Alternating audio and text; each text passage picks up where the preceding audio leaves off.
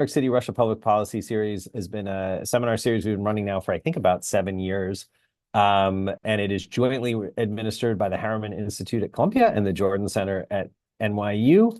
And we are generously funded by the Carnegie Corporation of New York.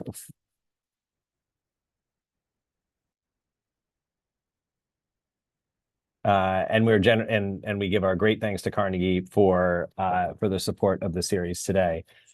Today's talk is called Intelligence at War, the Changing Role of Russian Security Services. We're joined by 3 fantastic panelists. I am incredibly excited to learn from them today. Alex is going to introduce them in a minute. I just wanted to give everybody a little sense of the logistics. The way the seminar works, I think most of you are repeat attendees at this point, but just in case we have new people today, the way this works is we're going to ask each of our panelists in turn to talk for a bit in opening remarks, about 10 to 12 minutes.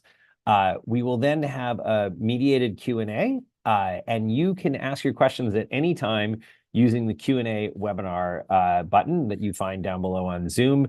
If you're watching on YouTube, you can ask questions in the comment section on YouTube. One of the nice things about this webinar format is that you don't have to worry about when you ask the questions, so you can do this at any time while the panelists are speaking. We won't interrupt them at all. We'll also remind you again as we go farther. So we will hear from each of the panelists in turn. We'll then turn to the questions. Alex and I will read the questions from the Q&A. We'll also interject our own questions. And we'll probably end up wrapping up, we have three panelists today. We're probably going to end around 1:15. So for those of you who can stay till the end, we're probably going to go till about 1:15 today. So once again, thank you all very much for joining us here today. I'm going to pass it over to Alex Cooley. Thanks very much, Josh. It's wonderful to be co-chairing this series again with you. I'm Alex Cooley, professor of political science at Barnard College, former director of the Harriman Institute. And the topic today is one that really gets at the purpose of the seminar series as we've engaged with it over the last 7 years, and that is bringing cross-professional expertise to bear on contemporary topics and analysis. The topic, Intelligence at War, the changing role of the Russian security services, is one I think that intersects with major phases in both the lead up to the Ukraine war, also the events that have taken place in Russia in parallel to the war. We are looking at questions like how Russian security agencies have changed since the invasion of Ukraine, how they've expanded their activities abroad, especially targeting journalists, exiles, and opposition figure, wondering about how does political pressure affect the work of these agencies, and what about the recent failure of the security apparatus to prevent a major terrorist attack in Moscow? What does this tell us about the effectiveness of the security agencies and their operation after the invasion of Ukraine? And of course, to throw in even more context, we are having what seems like a security and a defense shakeup also in Russia at the moment. So we're going to go in terms of our 3 speakers in the order that they appear in the program, and I will introduce them by their brief titles, and we'll post a broader, more extensive bio in the chat so you can look at their accomplishments and publications. So first off, a real friend to the series, Andrei Soldatov, who's incredibly prolific in terms of the commentaries and also recently publishing many pieces in foreign affairs. He's an investigative journalist, co-founder Agentura RU, and an expert on all things related to security services and intelligence services in Russia. Andrei, welcome back, and the floor is yours. Thank you very much, Alex. Well, thank you very much for having me. It's always a pleasure to talk to you, especially on this extremely important topic. I think what we need to think now, and why it is such an important thing now, is that because now it's the 3rd year of the war, we already see some big changes within the Russian intelligence and security agencies, and we see how the war, we already can see how the war affected these agencies and their modus operandi. The first year of the war saw Russian agencies being confused and humiliated, but by the maybe even the beginning of 2023, we already see that Russia's agencies are getting much more focused, much more active, and it seems that they regrouped and found a new sense of purpose. What we need to understand is that the Russian military now think that they are not anymore in the war with Ukraine, they are in a war with the West. And that also comes to the Russian intelligence agencies. But for them, it's even more important. They believe they are in the third round of the century-long war with the West. The first round being the time right after the revolution when the new Russian Bolsheviks, back when Bolshevik agencies were fighting off British and Russian political exiles, attempts to topple the new Bolshevik government.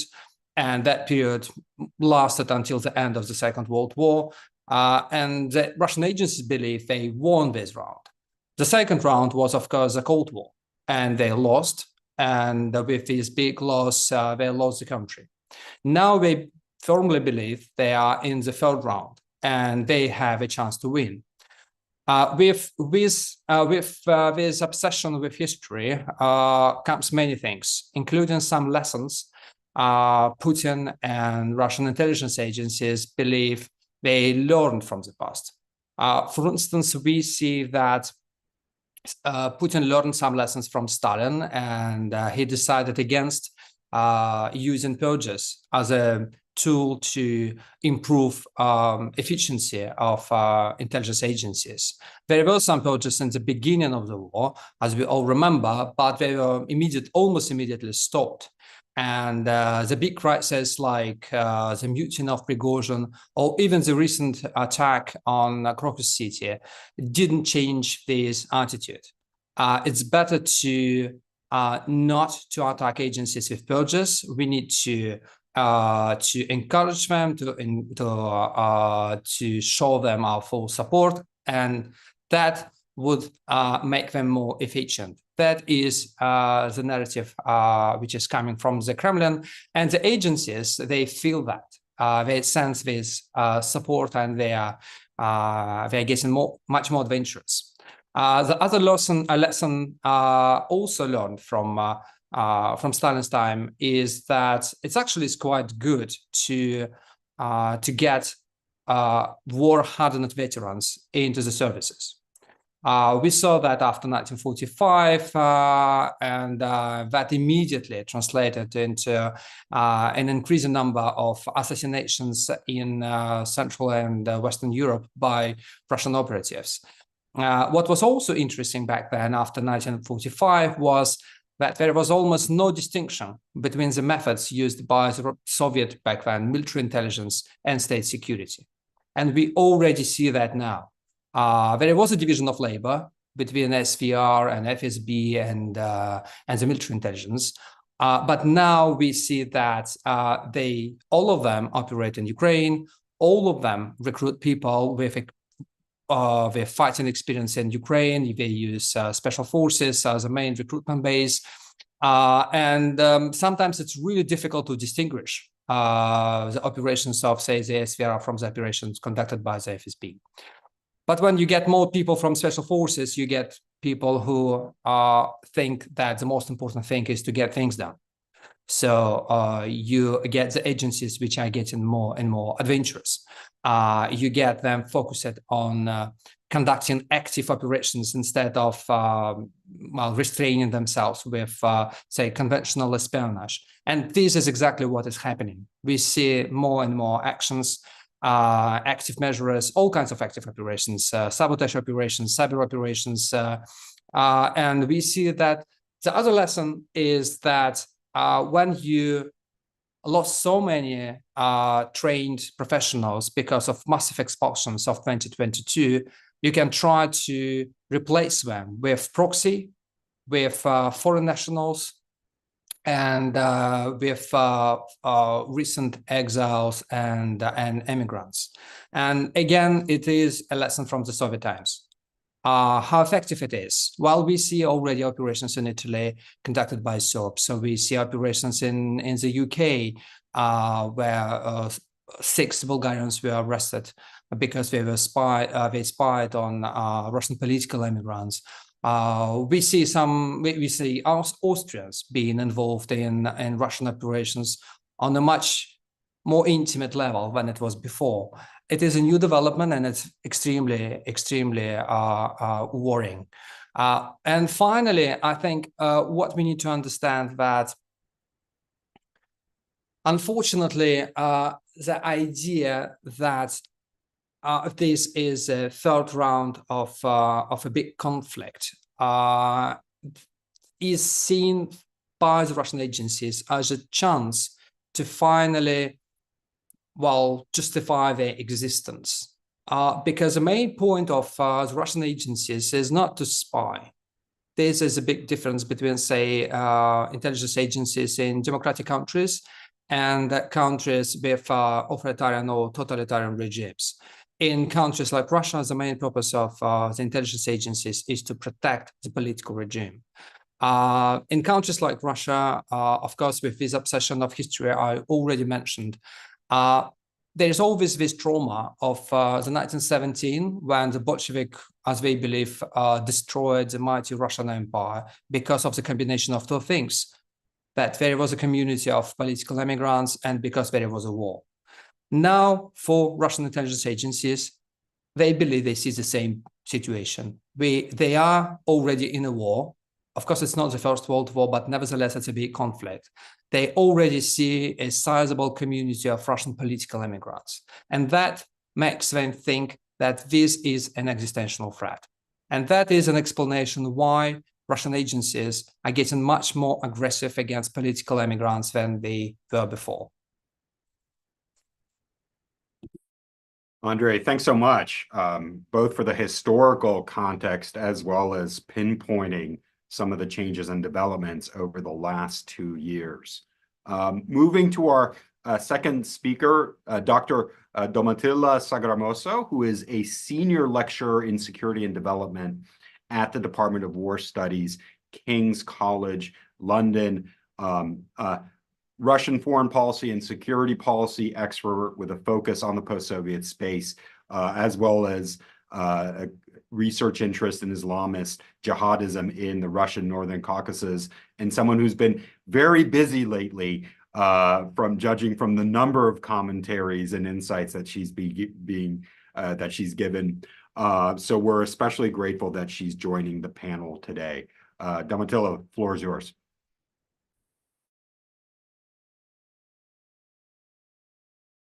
You're on mute. Thank you.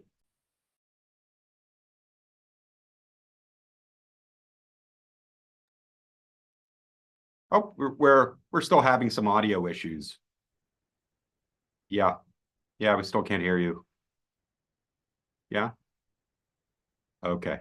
Well, maybe what we'll do is we'll go to our third speaker, and then hopefully get a chance to write the whatever technical difficulty is there, and we'll come back to you in a few minutes. Moving to our next speaker will be Kevin Rila, who is a lecturer in intelligence and security studies at Brunel University in London, retired in 2021 from a 30-year career in the U.S. national security community. He has tours in the FBI, the National Counterintelligence Center, and U.S. European Command Joint Analysis Center, as well as DoD counterintelligence. He is, I would say, a real expert in intelligence and security studies. Kevin, we are so grateful that you're joining us for the panel. Thank you very much for the invitation. Can you hear me okay? Good, okay. What I'm going to say is going to sound somewhat similar to what Andrei just said, but somewhat different as well, some different views as well. One of the a question that this seminar asked is, how have the Russian security agencies changed since the invasion of Ukraine? And some of the changes are obvious. while others are less so. But in other ways, Russian services have not changed significantly, and have even resurrected old mindsets and are using age-old methods. One thing that has remained the same is that Russian services fulfill a combination of three different functions: intelligence collection, covert operations, and state security. And each Russian service has a mix of those functions, with the GU, or Russian Military Intelligence, and the SVR primarily having intelligence collection and covert action functions. The FSO, or the Federal Protective Service, being a state security and domestic intelligence collection organization, and the FSB performing all three. What we've seen since February 2022 is that mix of those functions within each agency has not changed. We've seen in particular the FSB performing all three of its functions. The FSB is the primary human intelligence collection entity inside Ukraine. You can see that from the arrests that Ukrainians have made of espionage subjects within Ukraine. And that's due to its mission of being Russia's intelligence collection agency in the former Soviet space. The fact that the FSB has that mission is an indicator of how Russia views the former Soviet space. The FSB is Russia's primary internal security service, and Russia continues to view the security situation within the post-Soviet states as part of its internal environment. That's an important factor of continuity, not just since the full-scale invasion of Ukraine, but since the Soviet era. The FSB has also ramped up its state security mission, which has included especially the pursuit of oppositionists inside and outside Russia. And most of these operations were already ongoing before the invasion. As Andrei mentioned, 6 people were arrested in the UK in 2023 using Bulgarian identities. But they've been operating since at least 2020. Their mission was reportedly to collect intelligence about people who oppose the Russian regime and supported potential kidnapping operations. Those agents were working before the invasion. Where the war had a clear impact is inside Russia, where Russian state security services have become exceedingly aggressive in hunting down and eliminating any manifestation of opposition to the war or connections to foreigners. The FSB has a spectrum of tools that it uses to neutralize opposition, from its enforcement of counter-extremism and counter-terrorism laws, to its use of economic regulatory powers, to its counterintelligence investigative functions. The FSB is employing all those tools more aggressively, supported by new laws that give it even more leverage to pursue people inside Russia. That distracted the FSB from its counterterrorism mission, which led to a terrorist attack in Moscow. The FSB also posts personnel from multiple of its elements inside Ukraine. The 5th Service, which conducts human operations in post-Soviet space, is the most prominent. It is the element that the Ukrainian security leaders say is the most dangerous. But elements of the 1st Service are present conducting counterintelligence operations. The 2nd Service conducts operations against dissidents and opponents to the Russian occupation. The 3rd Department, our military counterintelligence, is operating inside Ukraine and has even resurrected the World War II era label Smersh. The Border Guard Service is involved in patrolling Russian occupation borders. And FSB Special Operations, or Spetsnaz units, track down and eliminate people whom the FSB views as being terrorist threats, particularly Ukrainian sabotage teams. After Russia annexed Crimea in 2014, the FSB created a new Spetsnaz element based in Crimea called Taurida, choosing an 18th century Russian imperial name for southern Ukraine to apply to that Spetsnaz unit. These general functions have not changed since the full-scale invasion, but the intensity of their presence inside Ukraine has. One of the main changes in Russian intelligence and state security operations is their priorities. All Russia's services are operating on a wartime footing, and their collection and operational priorities are connected to the war in Ukraine. Even though the Russian leadership has forbidden the use of the word war to describe Russia's invasion, its intelligence and state security services are operating as if they're at war. That applies especially to the GU, or usually called the GRU, which is a war-fighting organization. The GU has been operating as if at war with Ukraine since 2014. when Russia began sponsoring a separatist insurgency in eastern Ukraine. Operations like shutting off electricity generation facilities and attacking critical infrastructures in Ukraine, which the GU has been doing since 2015, are what Russia does during war. They're part of Russia's military doctrine that includes attacks on civilian infrastructure to reduce the enemy's will to fight. However, covert operations targeting civilian infrastructures did not break the Ukrainians' will. The fact that Russia launched an overt military invasion in 2022 is at least partially due to the fact that behind the lines covert actions in Ukraine were not achieving Russia's military objectives. Since the invasion, attacks on critical infrastructure have mostly been physical and overt, as opposed to computer-based and covert. A more recent GU activity appeared in 2023 and is also an indicator of Russia viewing itself as being at war. In early to mid-2023, Polish counterintelligence arrested 15 people accused of conducting surveillance on the infrastructure and communication lines used to transport military equipment and weapons across Poland into Ukraine. Then, beginning in March 2024, fires broke out at manufacturing and storage facilities in the United States, UK, and Germany, all of which are involved in manufacturing and shipping weapons to Ukraine. Sweden and Czechia also reported suspicious activities around Ukraine-related facilities. And Germany and Poland recently arrested people who were surveilling weapons facilities. The GU collection activity is directly related to the war in Ukraine.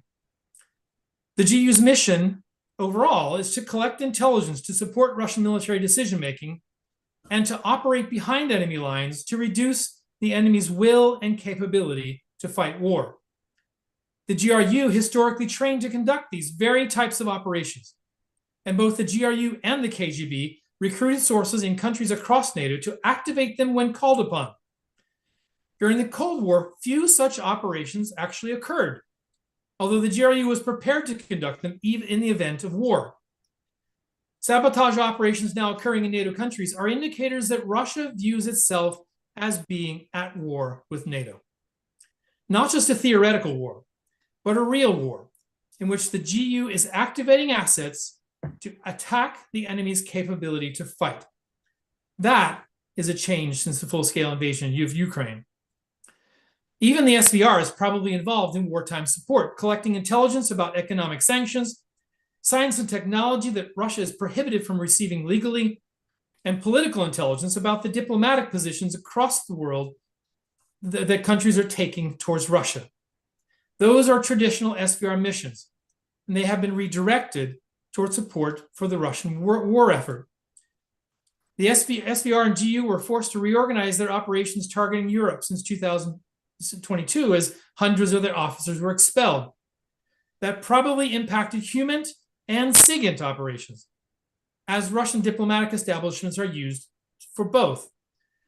The recent announcement that the UK government expelled a Russian military attaché was accompanied by an announcement that diplomatic status was removed from 2 facilities in the UK that the Russian government used for diplomatic functions. The United States took a similar step in 2017, closing several Russian diplomatic facilities. If the pattern holds true, which it almost certainly does, the facilities closed in the UK housed Russian SIGINT collection stations, just as the facilities in the United States did. That loss of collection platforms affects Russia's ability to operate in Europe.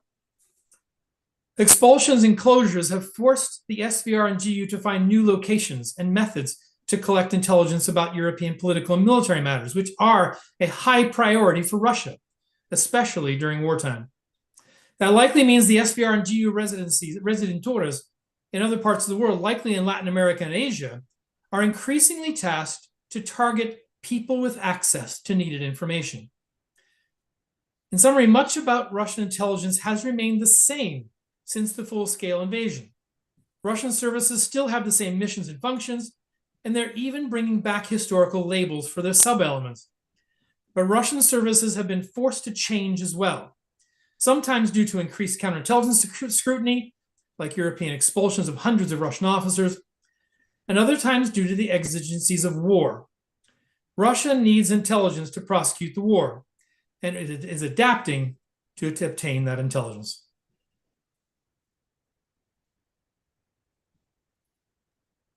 Thanks so much, Kevin. And we now have Domitilla back with us, so we will go to her as our final panelist. Thank you very much, Alexander. And I'm very sorry I had a sort of a crash, but it's very nice to be here and to share my views. My research focuses more on the various Islamist groups that are challenging Russia.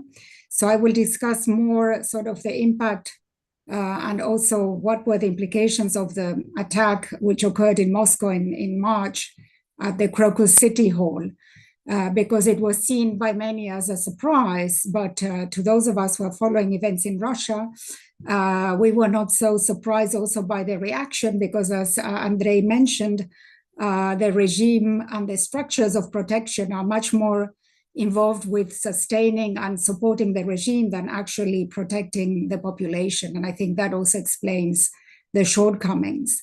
But let me just explain a bit about what are the sort of the threats and what is the strength of these organizations and why Russia was targeted. And what I found very interesting was a note that was a sort of a declaration that was issued through the official ISIS Khorasan channels of the so-called Battle for Moscow, arguing that this was sort of an Islamic global campaign where there was one single battle, one enemy, from the far south in Mozambique to the far north in Russia. So this is really important because it denotes that ISIS Khorasan and ISIS more generally, or what we call ISIS Central, is actually carrying out a sort of a global campaign, and Russia remains a relevant target. This is not something new. Already there were important declarations already in 2022 with the outbreak of the war in Ukraine, and I will say a bit more about that in a moment. Also calling on attacks on Russia, but also from the very beginning, from when ISIS was set up in 2014, 2015, there were calls to fight against the enemies, which were joined all together: Jews, Crusaders, Russia, the United States. So they were all put in the same sort of basket. But the big question that arises is, why is Russia part of this group, given the fact that Russia is also now in a very serious confrontation with the West? And I think that if we look back at 2014, 2015, there was an immediate obvious reason that Russia was intervening quite actively in Syria by bombing the bases of many jihadist groups, including ISIS, but more importantly, those groups that were challenging directly the Assad regime. And we might recall, for example, the fact that ISIS carried out an attack against a Russian passenger plane in November 2015 on the Sinai Desert in Egypt, where all passengers were killed. But more recently, there is also additional reasons which explain why Russia is a target. First of all, I would like to highlight the fact that there are very close ties between Russia now and the Taliban to a certain extent. So the Russian government has decided to open up sort of connections with the Taliban. And this is an issue which concerns ISIS, also because ISIS is operating, as we know, in Afghanistan. But as of late, the Afghan Taliban government has been quite effective in neutralizing the efforts of ISIS Khorasan in Afghanistan itself. There's also, as we know, a presence of Russia through groups like Wagner in Africa, which are helping to fight also jihadist groups. So that places Russia as a target.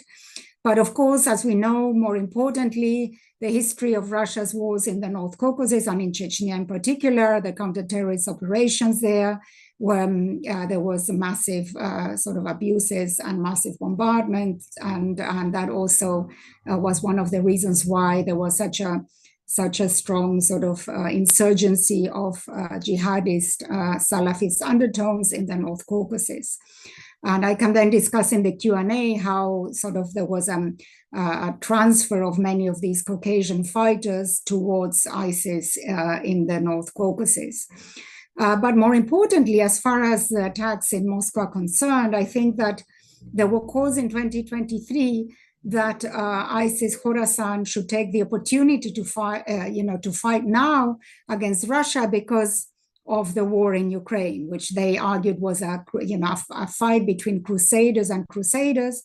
So many were asked to take advantage, to take the opportunity of the chaos or this chaos of war, to sort of operate against Russian targets, both inside Russia and abroad. As we know, there was an attack on the Russian embassy in Kabul in 2022. So that's also an interesting example.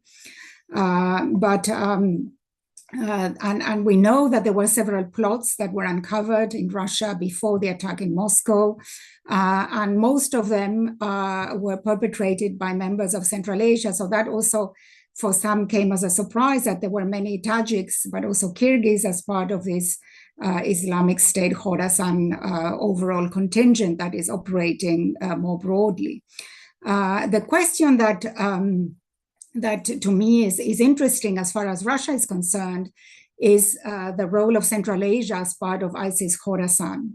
Because as we know, ISIS Khorasan's main theater of operations is in Afghanistan, with Pakistan primarily as a logistic hub, although of course they carried out attacks in Pakistan as well. But sort of Central Asia is a kind of a broader ring, an outer ring of the main aims of this organization. Primarily because of its location. Central Asia is located to the north of Afghanistan, so it becomes an immediate area where sort of this jihad can be carried out more broadly. And also what is interesting is that ISIS Khorasan includes as its aims not only Central Asia, but also countries such as China and Iran. And I can explain why. So beyond Afghanistan, we also see Iran and China and Russia as potential targets and Central Asia as areas of recruitment. Why the Tajik component? That's very interesting because many of these Tajiks are followers of the famous jihadist who's called Golmurad Khalimov.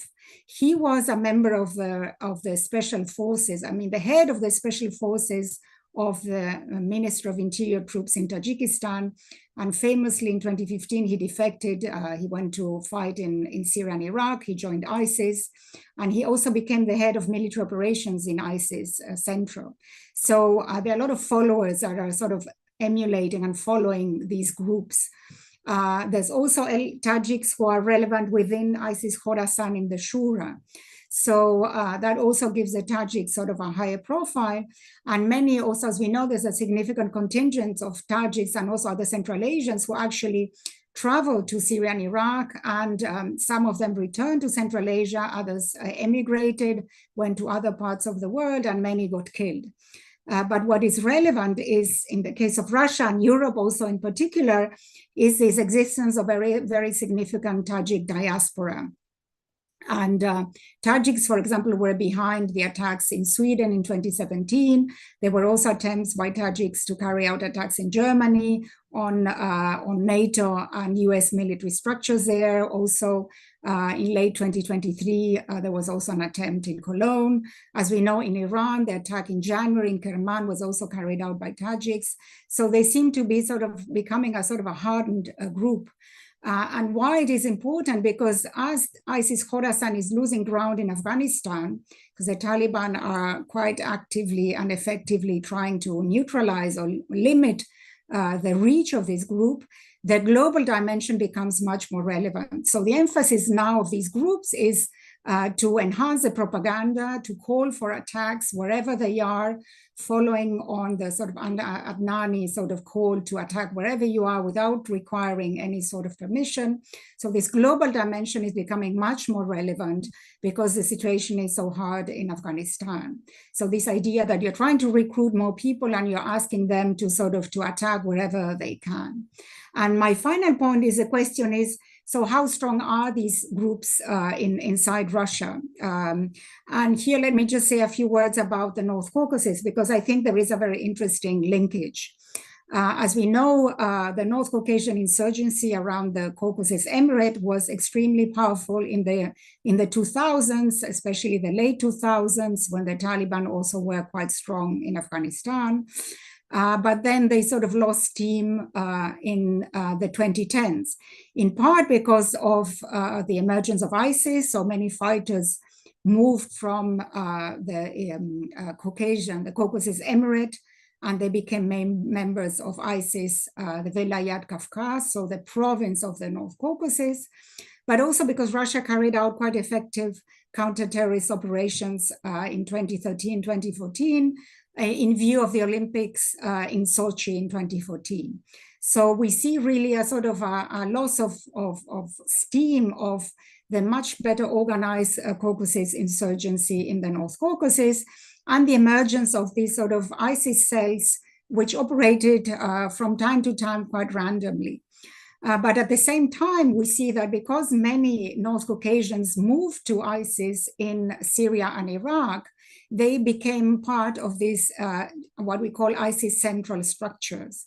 And they coordinated from Syria many of these attacks. For example, the attack which was carried out in Sweden in 2017 was coordinated by Abu Fatima, who is a Dagestani, who was based in Syria at the time, and apparently he was also behind the coordination of these attempts on NATO forces in Germany in 2020.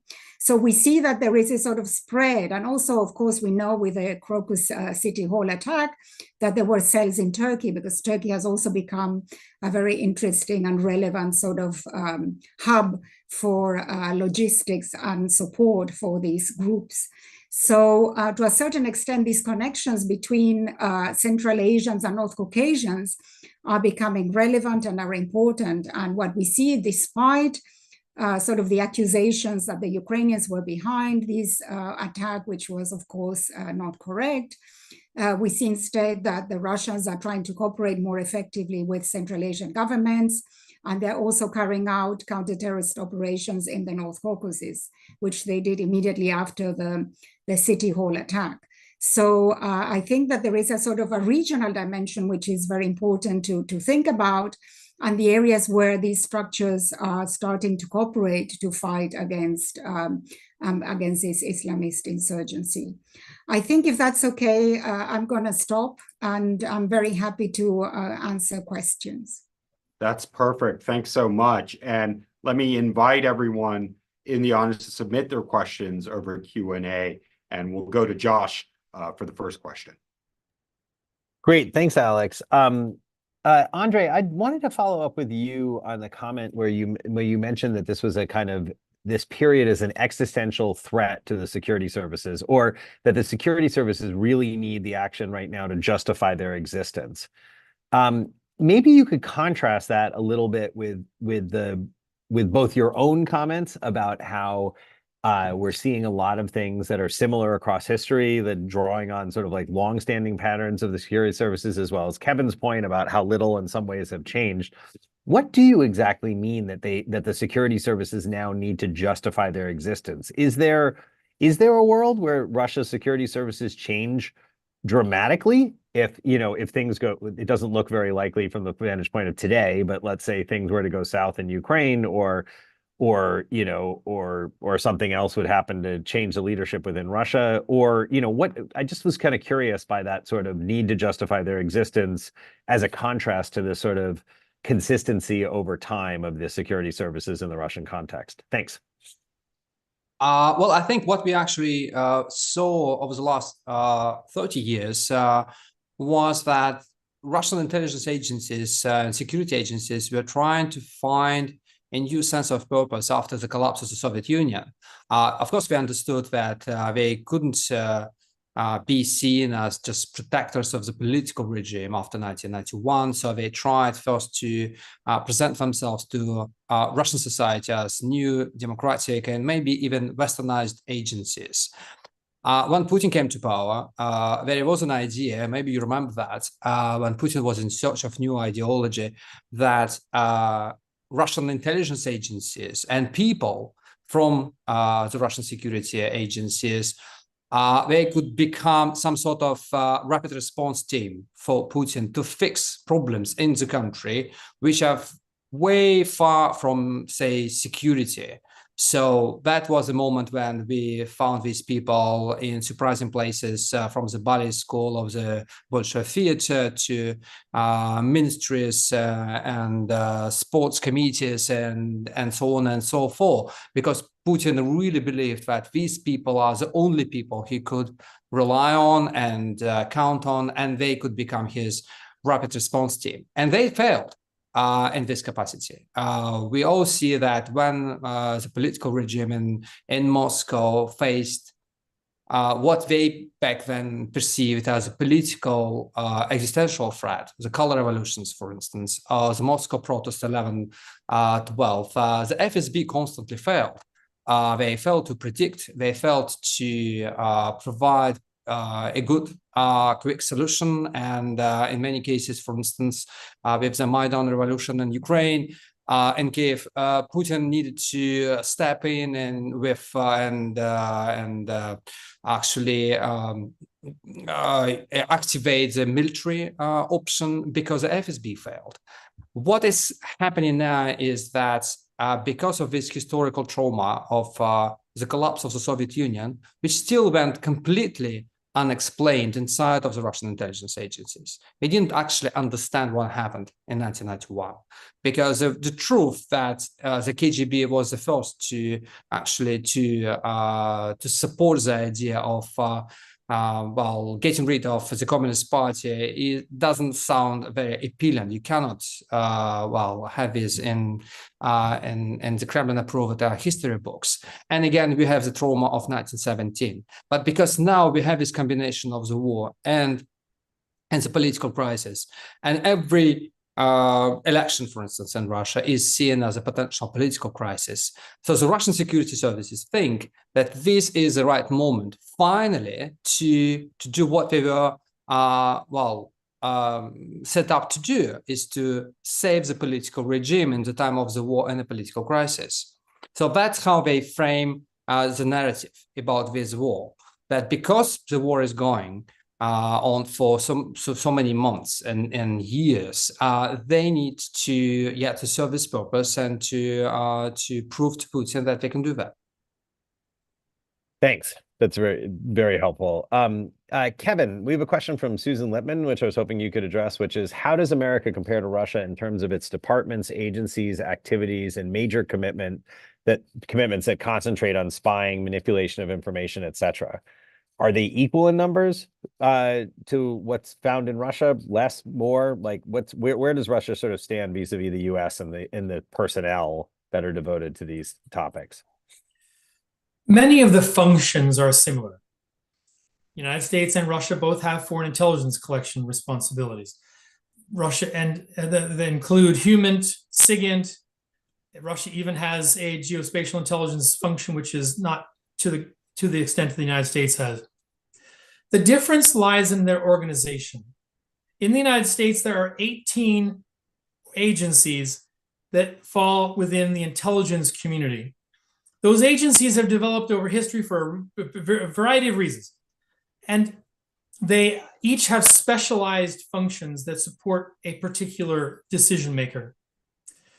In Russia, many of the functions that fall within the US intelligence community fall within the FSB. The FSB has functions that equate to portions of the US Department of Defense, the US Department of Homeland Security, the Office of the Director of National Intelligence, the Department of the Energy, the Securities and Exchange Commission, the Environmental Protection Agency. All of those agencies that are separate in the United States are under one director in Russia. And what that means is that all of those functions are as Andrei pointed out, are directed toward protecting the regime. And all of those functions work ideally together, although there certainly are some disagreements amongst them, but under one roof that in a democratic country would never be accepted, with all of those powers concentrated in one organization. So that is a major difference between Russia and the United States, is that concentration of power. Organizations like the SVR and the GU are closer in equivalency to US organizations, but their functions also are somewhat different. The United States in covert action is done in a kind of in a dispersed way. Military intelligence is also dispersed across multiple organizations. In Russia, those things fall much more concentrated. Another difference is that the FSB is responsible for not just intelligence collection, but also military intelligence collection inside Ukraine. The FSB collects tactical military intelligence inside Ukraine. That includes missile targeting information and the movement of forces, things that usually a military intelligence agency would collect. The FSB is collecting those things to a great extent inside Ukraine. That wouldn't necessarily cross those boundaries in the United States sense. So many of the functions are similar, but they're organized very differently and concentrated very differently. Great. And we're gonna go to Domitila next, and Andre, will circle back to you also for your thoughts on these previous questions. But picking up on Rick Green's question, are Russian security services struggling to manage both external and internal threats? And perhaps you could also speak to, you introduced the regional dimension, which I thought was really interesting and relevant. What is the relationship between the external dimension in the region and internal, or is it not even viewed as external as far as the security services go? Thank you. That's a very interesting question, because I think that the focus has been so much on the war in Ukraine that I think there's been probably a perception that the security. Can you hear me well? Yes. I think we had some interference from another window. Go ahead. I think that because the security structures were so much focused on the war in Ukraine, and they had suffered so many setbacks, especially initially because of their failures in the first phases of the invasion of Ukraine, I think the focus was very much on, not, as Andre explained, not necessarily purge, but find out where the problems lie. And probably there was a lot of soul searching internally, how to make sure that this doesn't happen again. And so the focus was probably somewhere else.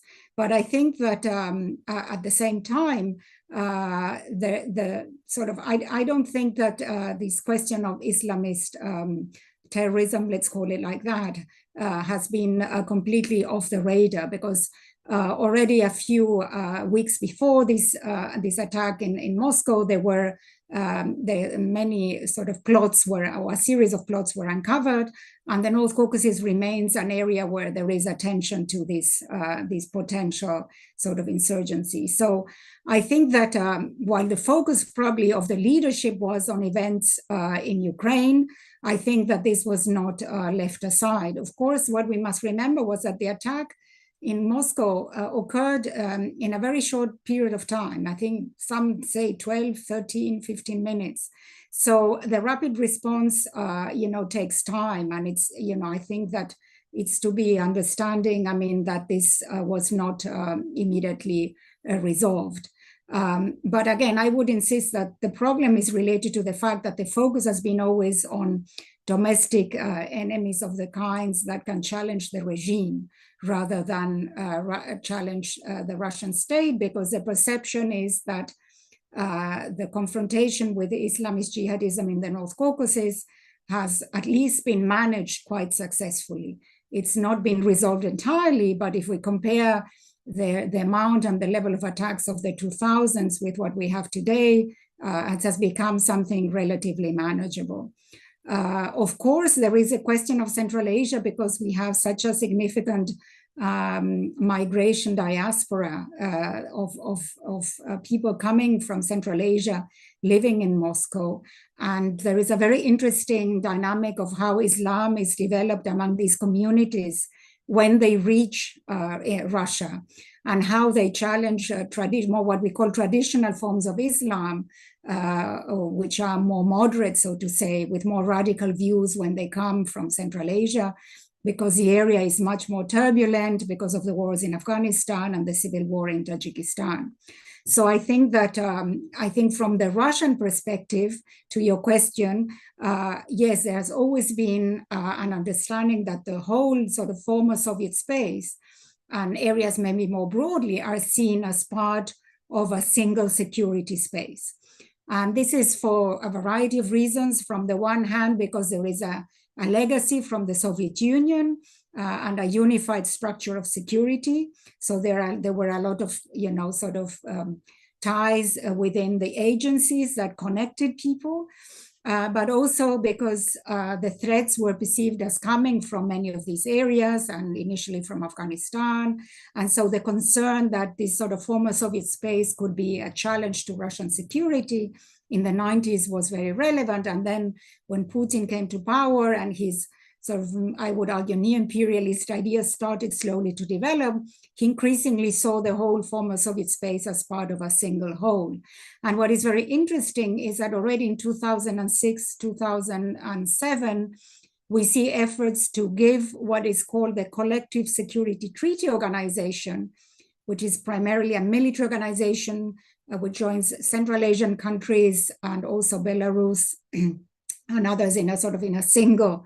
Armenia is a member, but with a lot of trouble at the moment. The military dimension, there was an effort to add the security dimension and to cooperate more actively within the security sphere. Also because the challenge that was perceived at the time, besides Islamist radicalism, was very much regime change and so-called colored revolutions, because these had taken place not only in Georgia and in Ukraine, but also in Kyrgyzstan. And there was the famous event in Andijan in Uzbekistan in 2005. So, and this was a concern that was shared with China as well. So interestingly, the Chinese were also cooperating. So there is a whole area of cooperation there among security structures to address the so-called three evils of the Shanghai Security Organization or Security Forum. So I think that there is certainly an idea that there must be cooperation and exchanges of intelligence to address these threats.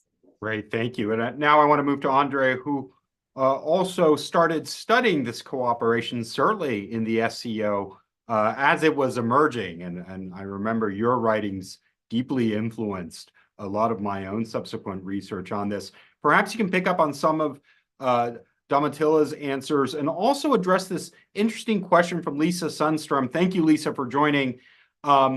About the only internal protest group that seems to be tolerated lately is the Wives Mother group, Putamoy. Do you have any sense of how security services might be or trying to deal with them?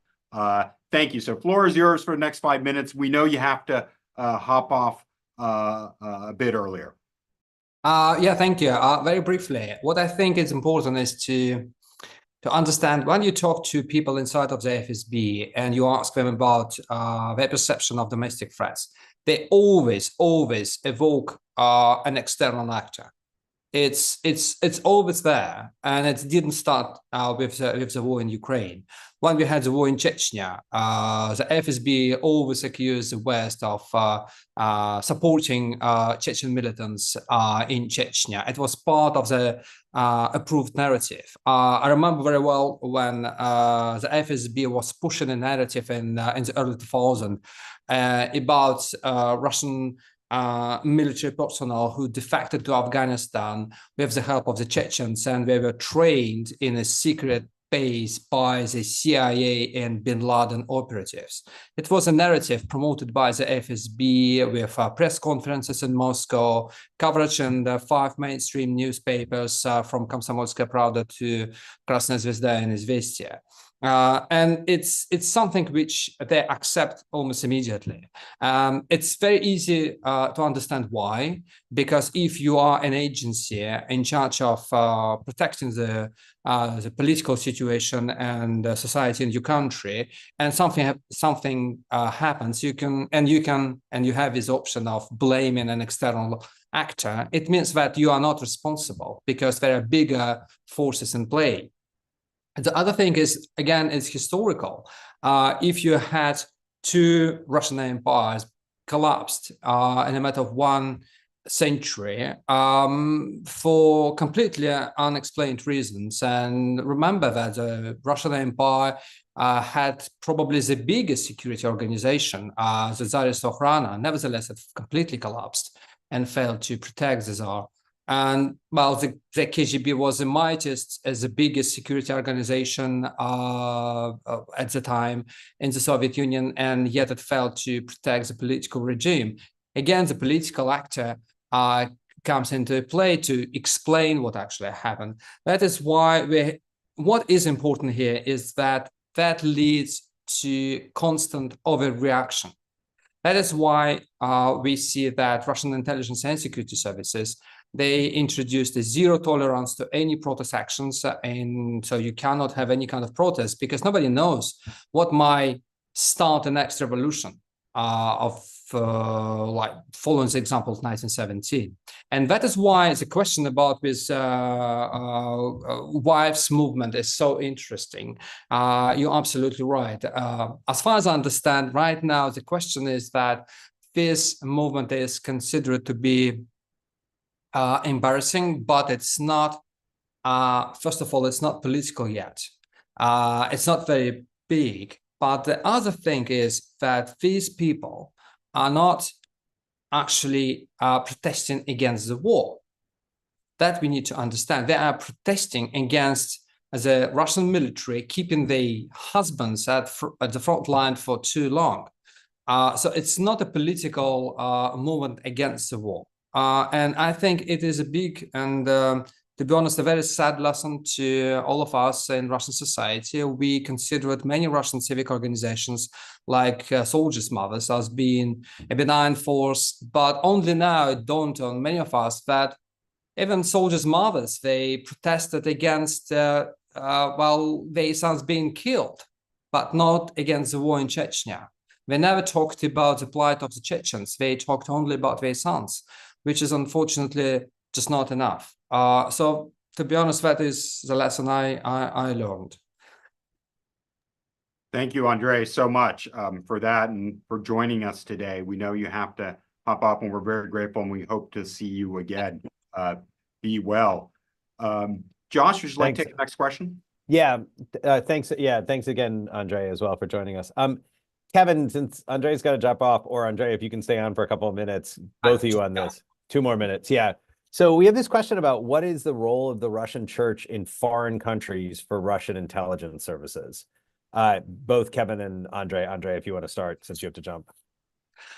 Well, yeah, it's a very difficult topic for me, because when we got a big piece in Foreign Affairs about this issue, we got such a big backlash from the Russian Orthodox Church. They blamed us on all kinds of things, including inciting violence against Orthodox believers in the United States, and almost blaming us of inciting a phone call to some Russian monastery in Jersey with a bomb threat. But the truth is that, unfortunately, it's a question of the perception of duty by the Russian Orthodox Church. The Russian Orthodox Church always believed that first and foremost it's a national church. It's not a global church. It's a church which needs to, and the first thing for them is to help to protect the country against all threats, including the West. And the idea that the country has been always under some sort of ideological attack, starting from the Crusades, has been always there. And this is why the church has been very helpful for the Tsar. And when was given a chance by Stalin, the church came to help Russia during the Second World War, providing a very nationalistic message and helping to frame it as a very national war, not a war against fascism. It was a war against Germans. And now it's not a big surprise that the Russian Orthodox Church is totally on board with Putin. What is more to me interesting is that I was in conversation with many Russian priests serving in Western Europe and in the United States, and they told me that actually the people who come to the church, they prompt them to take a more pro-war stance. So it's not only coming from Moscow, it's coming from people who are parishioners, people who believe and who attend the services. They are quite pro-war, and even if some priests would prefer not to express openly their position about the war, sometimes they are approached by people and asked to talk and to speak in favor of the war. And I found it extremely unsettling, to be honest. I think one of the reasons is that in many areas of Russian society, we see that especially in the Russian Orthodox Church, that people really live in the 19th century. And the idea of the Russian Empire, and that there are some spheres of influence, and Russia is entitled to some special role in these countries, and Ukraine is, of course, is part of the Russian Empire, is very dear to these people. And unfortunately, here they have a connection with Putin, because he also has this mentality of the 19th century. So they speak the same language and they completely understand each other. It's not only about coercion, although it's also is taking place. We reported in our piece in Foreign Affairs about a Russian priest, and he is an employee, was an employee of the Foreign Intelligence Department of the Russian Orthodox Church in Moscow, who was traveling to the United States with a laptop full of compromising information on priests in the United States. And his second head is he's an officer of the Russian military intelligence. So these things are also taking place, but it's not only about coercion, it's not only about compromising material, it's about understanding on some very deep level that these are the needs of the state, and we need to help the state to achieve these goals. Kevin, did you have anything else you wanted to add on the Orthodox Church? I just say that from the Russian intelligence perspective, the Orthodox Church is a spotting and assessing venue. The KGB for many years had a connection to the church abroad, and that was both to identify people who might be cooperative because they have this sense of Russianness, even though they're outside the country, or to identify those people who are oppositionists, who might be targetable for political purposes.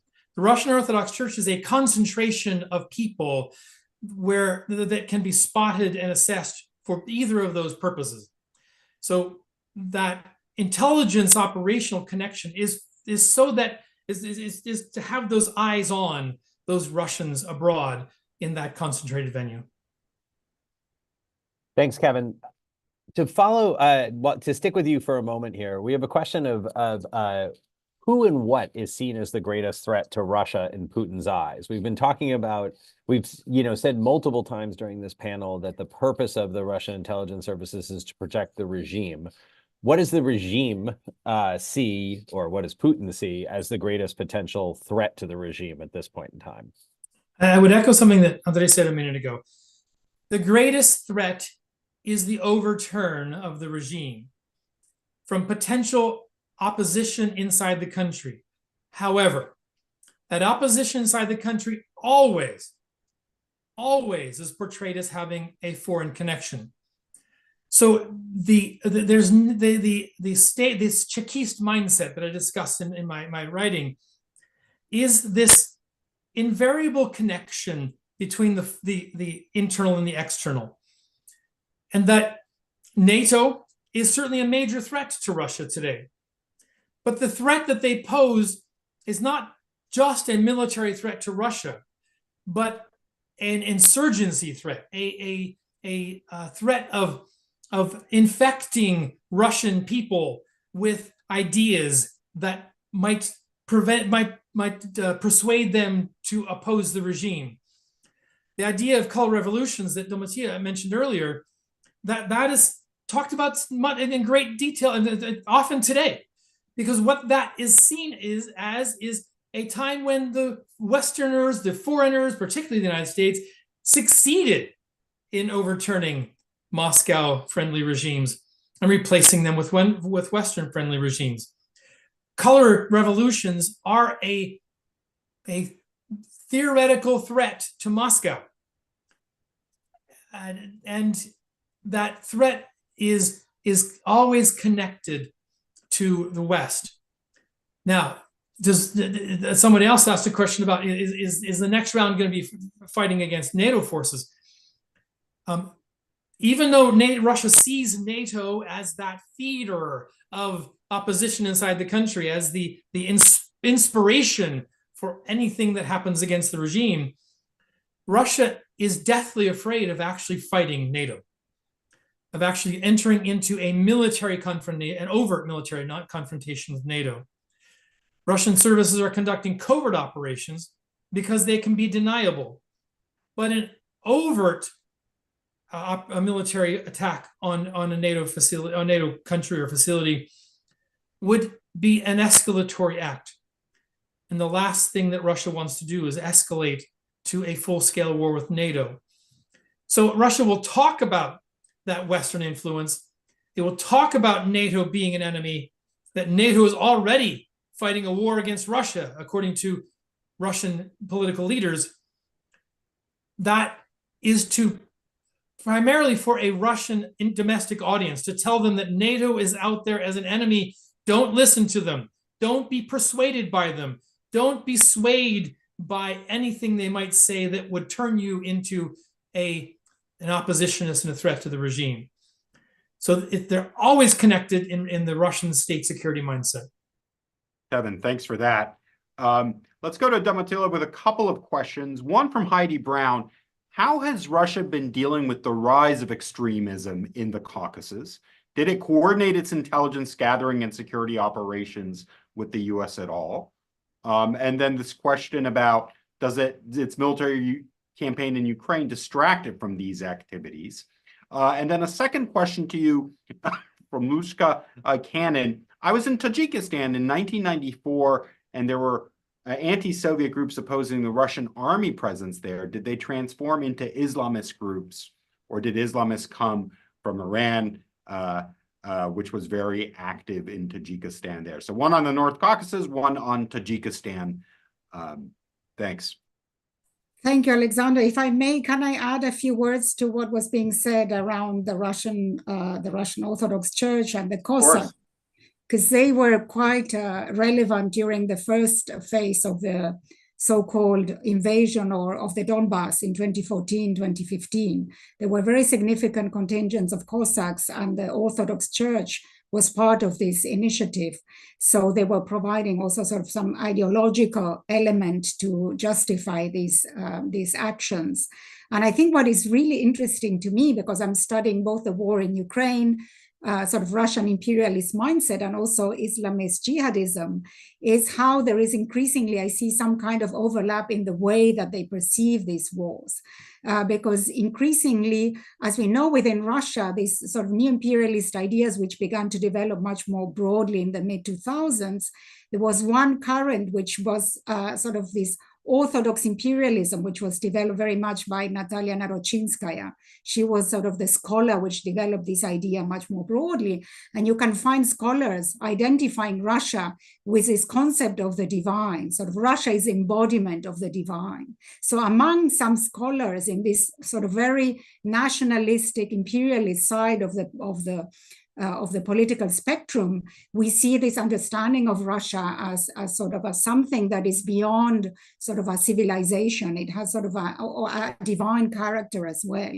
And that merges a bit with the Russian Orthodox Church and its understanding that this national dimension, which was mentioned by Sergei, is understood, very broadly, because it includes the Belarusians, the Ukrainians, the Orthodox that are in the Baltic states or in Moldova. So it's understood very, very broadly. And in that sense, the Orthodox Church as well provides a sort of a cover ideologically for the wars in Ukraine. And I think that increasingly, if we look at the narratives, they really adopt this very much, this sort of what I would call almost an eschatological approach, which we find among some of the discourses of ISIS, almost like a war, an existential war, that whoever wins, whoever loses disappears almost from the planet. So I think this is really interesting from an ideological point of view, and I wanted to highlight that. But let me turn to the more specific questions on the North Caucasus,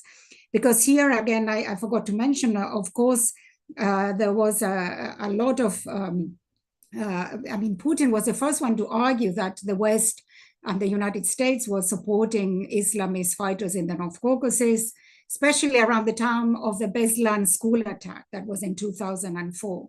So that was a period when Russians apparently had evidence which we never found. I was looking with other scholars in the US, and we could never find hard evidence which implicated the United States in this war against Russia through the Caucasus. But the argument was very much that the West was sort of supporting these groups, which of course I think was not correct. So there was very limited coordination. And this is something that was a great disappointment for Putin, because after 9/11, when Putin sort of supported the United States by providing intelligence and some kind of support in Afghanistan, he was hoping that there would be some reciprocity. And he didn't really find that. On the contrary, for example, we find in Georgia, where in the Bankizi Gorge in the north of Georgia, there was a community of Chechen refugees, and there was some sort of many Chechen rebels finding respite there. The Americans were very clear that they were not going to allow the Russians to operate in Georgia. And that's why they came in with a famous train and equip project and program in 2002, whereby they were going to train the Georgian armed forces to fight for themselves in the Bankizi Gorge against any kind of Chechen or Islamist or jihadist cells in that area. And they were very clear, they were very tough on Putin when he tried to bomb some villages across the borders in the south of Chechnya in Georgia. So very limited coordination locally. There is more coordination globally. So exchanges of information, for example, the US telling Russia that there might be an attack, apparently also Russia informing the US when there was going to be the attack in Boston with the marathon, the Boston bombers. So I think that globally there is more of an exchange of information, but no cooperation at the level of the North Caucasus. I forgot the second question, if you can repeat it. On Tajikistan in 1994 and questions about, I think, the evolution of anti-Soviet and anti-Russian sentiment. That's a very interesting question, because the opposition fighting in the civil war was a mixed bunch of so-called Democrats, Islamists, Islamic Party of Tajikistan, or the Islamic Renaissance Party of Tajikistan, and also some sort of regional groups, because there was a very strong regional dimension as well there. But at the time, the Islamists were not embracing what we call a sort of a Deobandi Islami Salafi ideology, as you would find among the Taliban, to the extent of what happened with the Islamic movement of Uzbekistan. The Islamic movement of Uzbekistan was much closer to the Taliban and was fighting also with the Taliban on the ground to the extent that many of them were killed when the Americans moved into Afghanistan in 2001. The Tajik Islamists were siding more, I would argue, with the Tajiks of the Northern Alliance inside Afghanistan. And they even reached an agreement with the government of Rahman, as he's called now, in 1997. So they were not embracing such a radicalized view.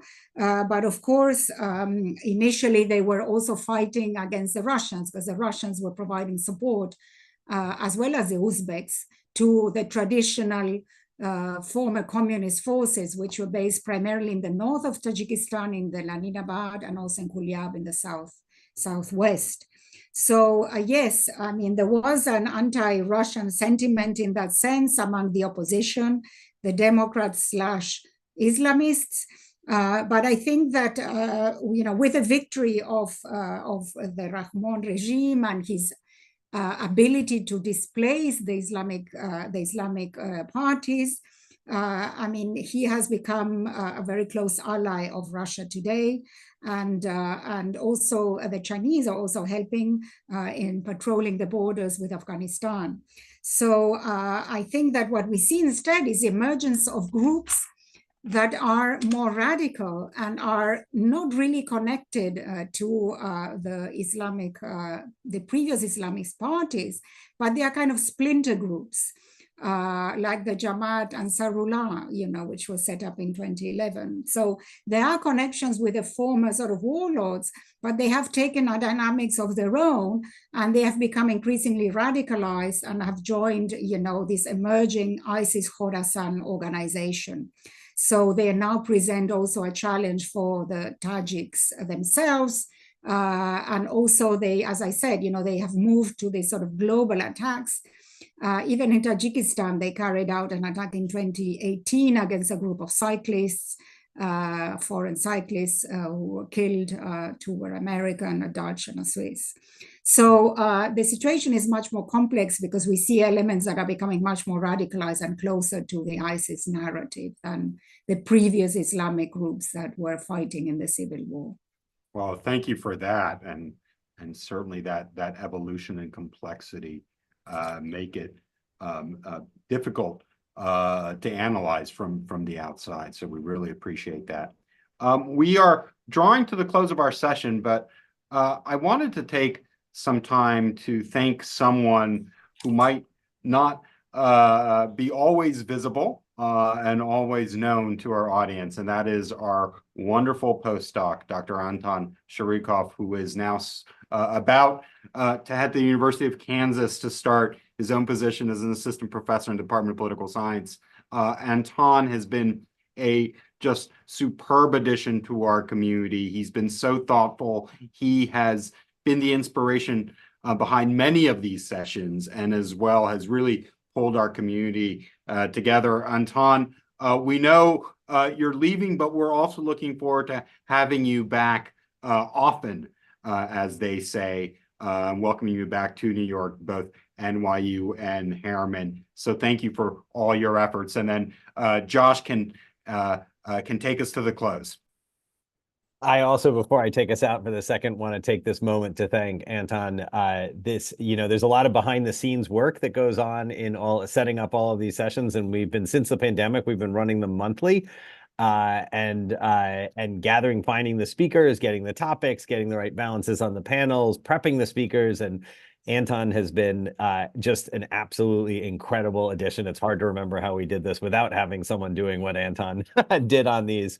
So I just want to say, I've also had the great pleasure. Anton's been doing some work with my lab at NYU, and so I've gotten to know him as well through the research capacity. And I just want to take my time to thank him for everything he's done over the last 2 years for this seminar series. It's been such a pleasure having him in New York, and we can't wait to have him back as a featured panelist as opposed to a behind the scenes mastermind setting all of this up. So Anton, thank you so much.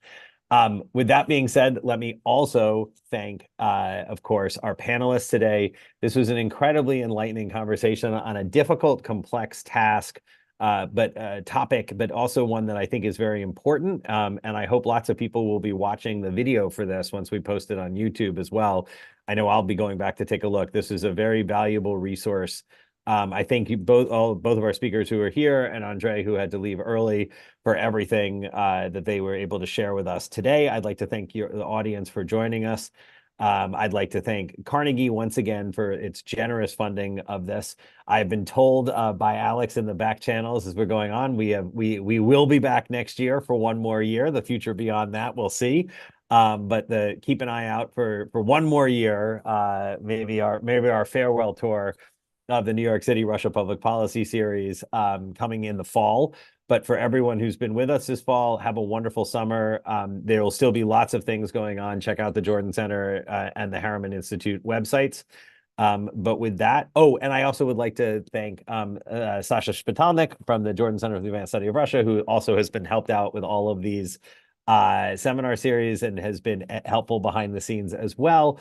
And everybody else at the Harriman Institute who's made these possible, and you, our audience, for joining us all this time. So thanks, everybody. Thanks to Alex and the full team at Columbia who has been rotating through, Elise and Tim Fry, who are not here today, Elise Giuliano and Tim Fry, for making this series the success it's been. So we'll see you all in the fall. Thanks so much, everybody. Take care.